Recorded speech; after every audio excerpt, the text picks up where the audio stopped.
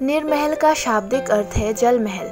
यह महल 1930 में महाराजा वीर विक्रम किशोर माणिक्यों द्वारा निर्मित रुद्रसागर झील के मध्य में स्थित एक सुरम्य पौराणिक शाही उल्लेख है। क्योंकि उनका ग्रीष्मकालीन निवास मुगल शैली की वास्तुकला से प्रेरित था, उसके आधार पर हर साल अगस्त के महीने में सरकार द्वारा एक बड़ा त्योहार मनाया जाता है, विभाग जिसे निर्महल जल महोत्सव कहते हैं।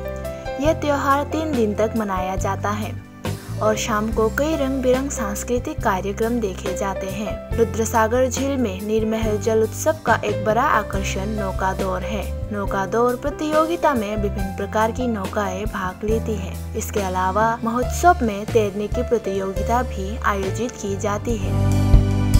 शीत ऋतु के ठंडे वातावरण में कुछ शानदार सांस्कृतिक कार्यक्रम के साथ हर साल दिसंबर के महीने में दूसरी बार निर्महल उत्सव का आयोजन किया जाता है। अनुसूचित स्थान और समय राजघाट और रुद्रसागर झील के मेला घर में हर साल अगस्त और दिसंबर में